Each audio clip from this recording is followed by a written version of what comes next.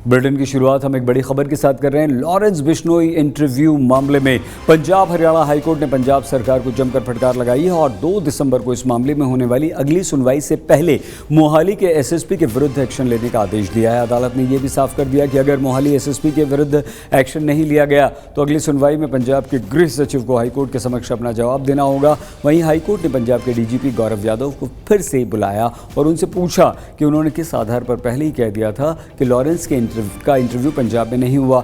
आपको बता दें कि गैंगस्टर लॉरेंस का इंटरव्यू जारी होने के बाद पंजाब पुलिस पर सवाल उठे थे। इसके बाद पंजाब के डीजीपी ने प्रेस कॉन्फ्रेंस की थी जिसमें गौरव यादव जी ने दावा किया था कि इंटरव्यू बठिंडा या पंजाब की किसी जेल से नहीं हुआ। डीजीपी गौरव यादव ने लॉरेंस की 2 तस्वीरें दिखाते हुए कहा था कि जब लॉरेंस को बठिंडा जेल लाया गया था तो उसके बाल गड्ढे थे, दाढ़ी मूंछ नहीं थी।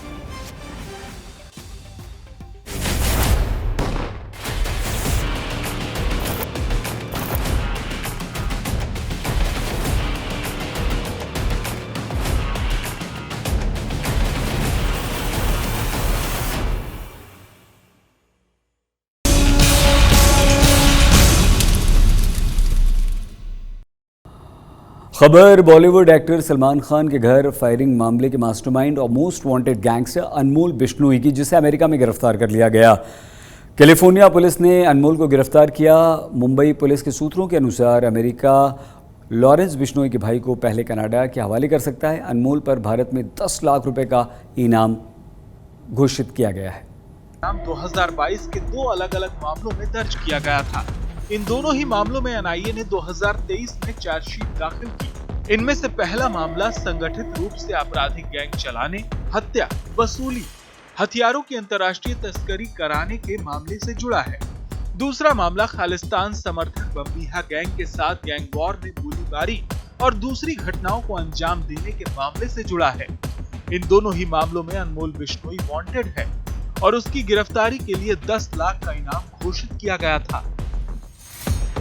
खबर है कि भारत लौटने के बाद अनमोल पर 20 से अधिक आपराधिक मामलों में आरोप लगाए जा सकते हैं। माना जा रहा है कि गैंगस्टर अनमोल बिश्नोई के पकड़े जाने के बाद बिश्नोई गिरोह के अंतर्राष्ट्रीय नेटवर्क की लंबे समय से चल रही जांच में और मजबूती मिलेगी। ब्यूरो रिपोर्ट, आज तक।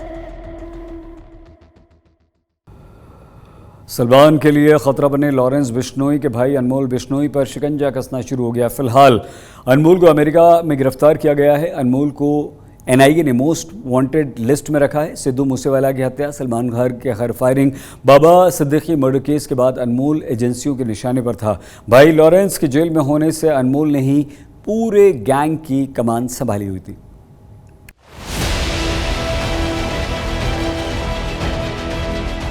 एक सिनेमा का सबसे बड़ा सितारा, दूसरी ओर अंडरवर्ल्ड के 2 भाई। यह अदावत बहुत पुरानी है।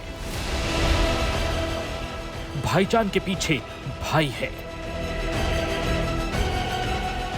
खतरनाक गैंगस्टर लॉरेंस बिश्नोई जो महीनों से जेल में कैद है, तो उसके भाई अनमोल ने ही गैंग की कमान संभाल रखी है। अनमोल बिश्नोई भले ही अभी अमेरिका की पकड़ में है, लेकिन उसके गैंग के गुर्गे एक्टिव हैं। गोल्डी बराड़ के साथ अनमोल बिश्नोई की जोड़ी कई बार सलमान खान को धमका चुकी है।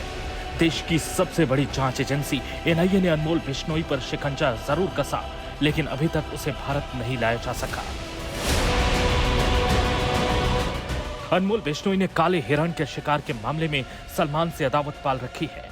लॉरेंस भी कह चुका है कि सलमान को राजस्थान जाकर बिश्नोइयों के सबसे बड़े मंदिर में काले हिरण के शिकार को लेकर माफी मांगनी पड़ेगी। सलमान को यह मंजूर नहीं है और यही वजह है कि लॉरेंस और अनमोल की सलमान से अदावत चली आ रही है। अनमोल बिश्नोई पर हाल ही में हुए कई आपराधिक घटनाओं में शामिल होने का आरोप है।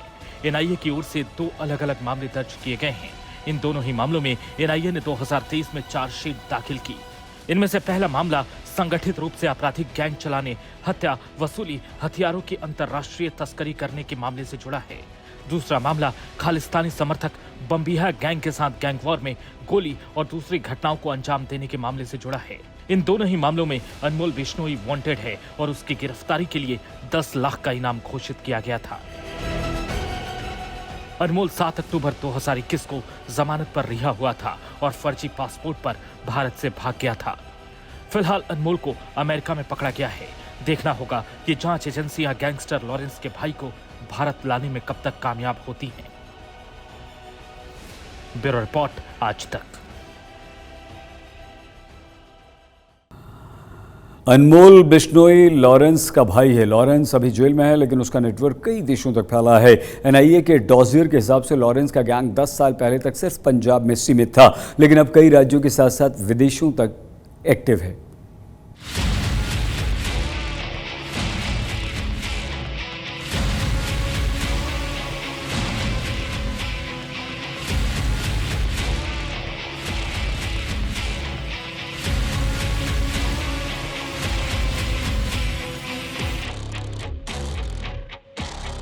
लॉरेंस बिश्नोई अभी जेल में है, लेकिन उसका नेटवर्क फिर भी ऑन है, और सिर्फ ऑन ही नहीं है बल्कि 11 राज्यों और 6 देशों में फैला हुआ है। लॉरेंस बिश्नोई गैंग का कद इतना बढ़ गया है कि एनआईए उसकी तुलना डी कंपनी से करती है।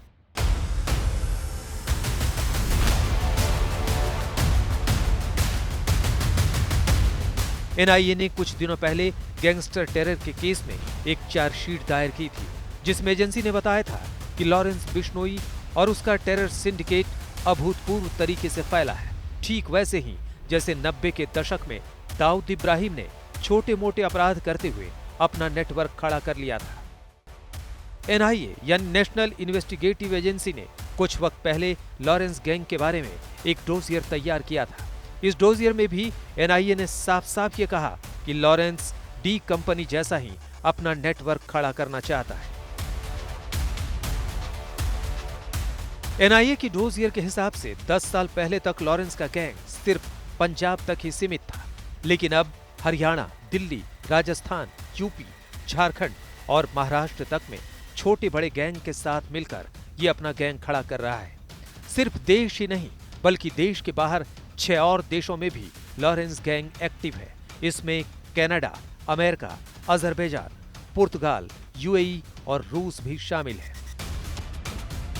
एनआईए के डोजियर के मुताबिक लॉरेंस गैंग में 700 से ज्यादा शूटर्स हैं, जिनमें से सबसे ज्यादा 300 शूटर्स अकेले पंजाब से हैं। शूटरों या लड़कों को अपने गैंग में शामिल कराने का लॉरेंस का तरीका लगभग वैसा ही है जैसा कि डी गैंग का था। लॉरेंस बिश्नोई के अलावा उसके गैंग के कुछ खास मेंबर हैं जो अलग अलग राज्य और देश को संभालते हैं। लॉरेंस का खासम खास गोल्डी बराड़ कनाडा, पुर्तगाल, पंजाब और दिल्ली गैंग को संभालता है। रोहित गोदारा राजस्थान, एमपी और अमेरिका में गैंग को देखता है। दिल्ली एनसीआर, महाराष्ट्र, बिहार और पश्चिम बंगाल की कमान लॉरेंस के भाई अनमोल बिश्नोई के पास है, जबकि काला जठेड़ी हरियाणा और उत्तराखंड में गैंग को देखता है। सभी गैंग सरगना सीधे अहमदाबाद की साबरमती जेल में बंद लॉरेंस बिश्नोई को रिपोर्ट देते हैं। गिदड़बाहा में चुनावी कैंपेन के दौरान महिलाओं पर की गई विवादित टिप्पणी के मामले में पंजाब के पूर्व सीएम चन्नी ने माफी मांग ली। हालांकि चन्नी ने माफी मीडिया के सामने मांगी और अब तक महिला आयोग के सामने पेश नहीं हुए। कल पंजाब महिला आयोग की तरफ से नोटिस जारी किया गया था, जिसमें महिला आयोग ने सांसद चन्नी को व्यक्तिगत रूप से पेश होने को कहा था। देखो यार, मैं एक गल बेनती करा कि मैं कुछ भी मन घड़त गल नहीं करता, किसी के खिलाफ नहीं बोलता। अचानक तौर पर मैं एक सुनिया सुनाया चुटकुला सुना बैठे। मेरी कोई इस तरह की ना मनसा होंगी ना सोच होंगी कि मैं किसी दियां भावनावां नूं ठेस करा। ना मेरे यह जी संस्कार है, ना मेरी आदत है। मैं नीमा होकर चलने वाला बंदा है। फिर भी जे किसी की भावना नूं ठेस पहुंची है, मैं भाई हाथ जोड़ के माफ़ी मांगदा। खबर प्रदूषण की। पंजाब में पराली जलाने की घटनाएं पिछले वर्षों की तुलना में इस वर्ष भले ही सबसे कम दर्ज की गई हों, पर हैरानी की बात यह है कि पराली कम जलाने के बावजूद इस वर्ष प्रदूषण सबसे अधिक है। स्थिति यह है कि सड़कों पर विजिबिलिटी कम हो गई, एयर क्वालिटी इंडेक्स बेहद ख़राब हो गया, नए पैरामीटर्स को छू चुका है। ऐसे में सवाल ये कि प्रदूषण के लिए जिम्मेदार कौन और प्रदूषण कैसे खत्म होगा।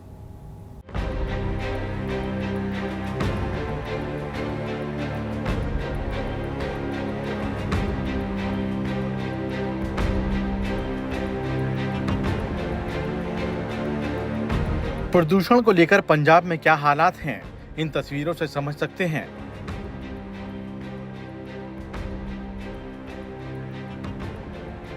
फिजाओं में धुंध और कोहरे की चादर ने विजिबिलिटी को बेहद कम कर दिया है। न सूरज दिख रहा है और ना ही सड़क।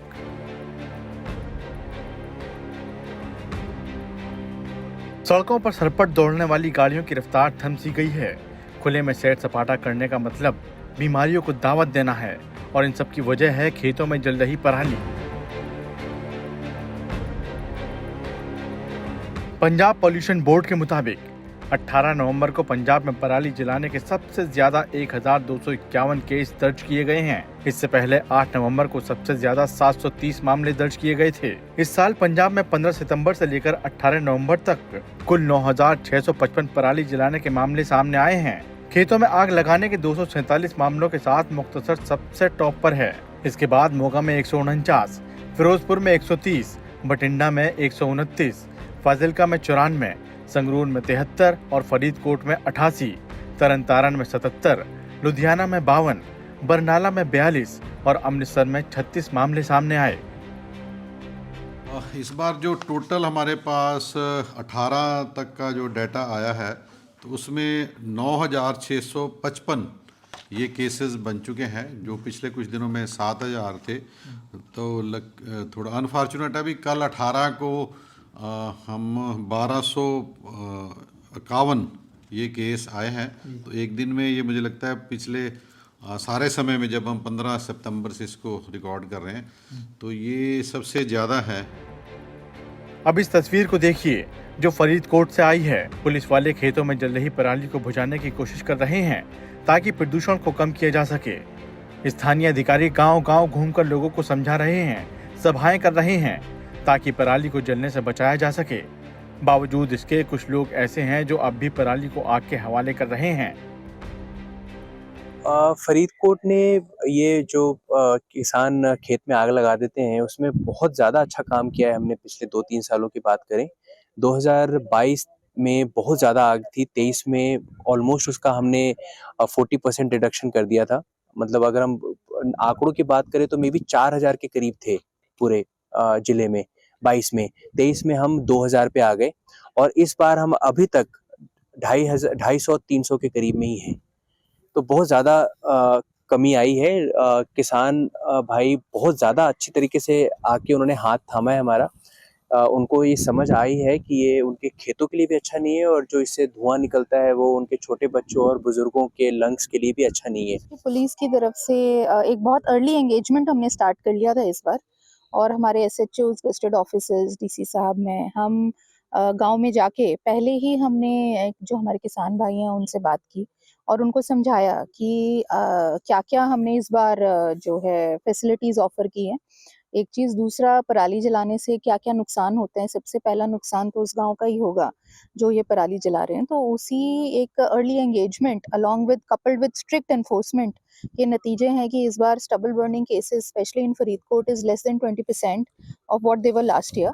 सो Faridkot is kind of setting an example. पराली जलाने के मामले में बठिंडा भी पीछे नहीं है। यहाँ पराली जलाने के अब तक 670 मामले सामने आए हैं। पिछले साल की तुलना में इस साल बठिंडा में पराली जलाने के मामलों में करीब 75% की गिरावट हुई है। पराली जलाने की घटनाओं को लेकर सिर्फ प्रशासन ही चिंतित नहीं है, किसान भी परेशान हैं, क्योंकि बठिंडा में कुछ किसान ऐसे हैं जिन्होंने पराली को आग के हवाले तो नहीं किया, बावजूद इसके उनके खिलाफ कार्रवाई की गई है। तो जो हमने पिछले साल की हम बात करें तो पिछले साल आज के दिन तक 2750 के करीब जो इंसिडेंट्स है वो आए थे, जबकि इस साल जो है 670 इंसिडेंट आए हैं और ये माने कि लगभग 75% से ज़्यादा जो है ड्रॉप है पिछले साल के मामले में नंबर ऑफ इंसिडेंट्स में। उसमें से जो ये 670 है, कुछ क्योंकि मैक्सिमम हमारे इंसिडेंट्स कल आए। PGI के इन्वायरमेंट हेल्थ प्रोफेसर और air pollution expert director Ravinder Khewal के मुताबिक बीते कुछ दिनों में मामले बढ़ने से AQI और विजिबिलिटी पर असर पड़ा है और पश्चिम दिशा से चलने वाली हवाओं के चलते पंजाब और हरियाणा में जलने वाली पराली के धुएं तेजी से दिल्ली की ओर बढ़ रहे हैं, जिससे राजधानी में दिल्ली का प्रदूषण स्तर लगातार बढ़ रहा है।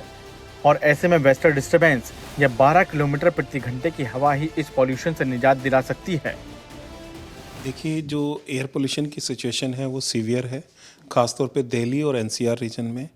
और हम ये देख रहे हैं कि जो फायर काउंट ऑब्ज़र्व किए स्पेसिफिकली इन पंजाब, वो अब तक की सीजन की हाईएस्ट पीक थी। और depending on the prevailing wind direction and pattern, it is going towards NCR Delhi. तो ये जो गाज़ियाबाद, गुड़गांव, फरीदाबाद, इन सभी जो आसपास के क्षेत्र हैं, इनका प्रदूषण के स्तर को बढ़ा सकता है। पंजाब में साल 2020 में पराली जलाने के करीब 80,347 घटनाएं दर्ज की गई थीं।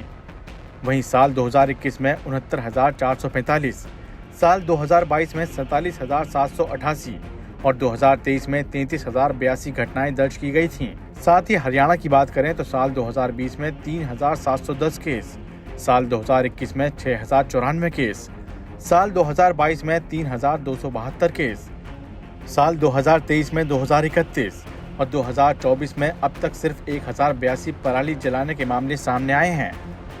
अब सवाल ये खड़ा हो रहा है कि जब प्रदूषण का लेवल नहीं घट रहा है तो पराली जलाने की घटनाएं कम कैसे हो रही हैं? चंडीगढ़ से अमन भारद्वाज के साथ आज तक ब्यूरो। स्वागत आज तक पंजाब में एक बार फिर से आपका। ड्रग्स तस्करी से जुड़े मामलों में अमृतसर पुलिस का एक्शन लगातार जारी है। इस बीच कई अलग अलग केसेस में अमृतसर पुलिस ने ड्रग्स और हथियारों की तस्करी करने वाले 8 लोगों को गिरफ्तार किया, जिनके बाद से पुलिस को करीब 4 किलो हेरोइन और हथियार बरामद हुए। पुलिस ने कहा कि पाकिस्तान से ड्रोन्स के द्वारा ड्रग्स और हथियार मंगवाकर पंजाब के अलग अलग हिस्सों में ये लोग तस्करी करते थे। पुलिस ने जब्त की गई 4 किलो हेरोइन की कीमत 28 करोड़ रुपए बताई है। फिलहाल पुलिस ने आरोपियों के नेटवर्क को खंगालना शुरू कर दिया है।